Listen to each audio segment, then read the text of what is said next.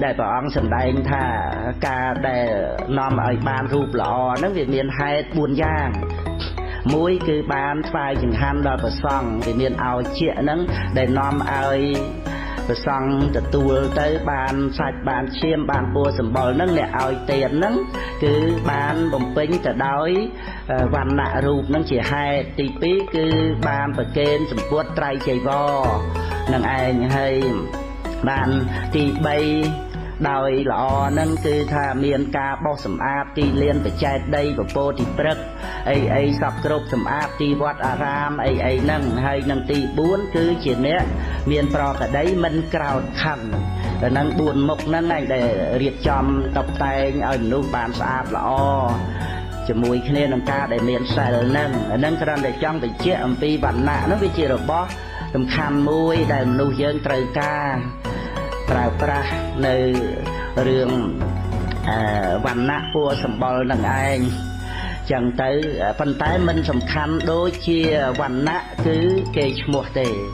គេឈ្មោះនឹងវាជាយីហោសម្រាប់រស់សំខាន់ណាស់នឹងឯងធ្វើ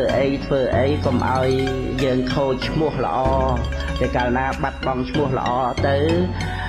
វាបាត់បង់យីហោសម្រាប់រស់វាលំបាករស់ណាស់អ្នកផងទាំងពួងគេខ្លាចគេរង្គៀសនឹងឯងហើយបើគេឈ្មោះវាសំខាន់អញ្ចឹងយើងក៏ត្រូវតែប្រយ័ត្នប្រយែងដែរជាមួយនឹងគេឈ្មោះអ្នកដទៃ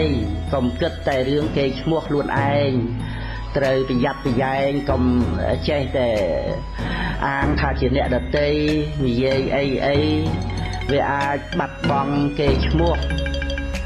អ្នកដតីហ្នឹងវាអាចខូចប្រយោជន៍គឺត្រូវមានមេត្តាមានសិលឲ្យបានល្អដោយកាយដោយវាចាទៅក្នុងហ្នឹងចឹងនឹងឯងគឺអ្នកដែលពូកែនិយាយមិននិយាយកុហកហើយមិនឲ្យខូចប្រយោជន៍អ្នកដតីគឺណាទៅដូចរឿងមួយភរិយាស្វាមីហ្នឹងហើយប្រពន្ធហ្នឹងក៏មានគួរទៅចាញ់គួរចង់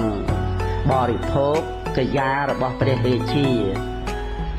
ណាមិនដឹងជាកូននោះវាយ៉ាងម៉េចវាទៅចង់ដែលខ្លួនឯងអ្នកក្រមិនដឹងទៅរកឯណាបាននោះណាដល់ចឹងទៅហើយដល់ទៅមានចំណងចឹងទៅបរិភោគអីក៏មិនបានវាទៅជាឈឺទៅជាស្គាំងស្គមទៅហើយប្តីហ្នឹងអាណិតប្រពន្ធមិនដឹងជាទៅរកកាយាបរិជាបាយយ៉ាដែលល្អណាស់នឹងបានមកពីណាបតលតែបរិជានឹងឯង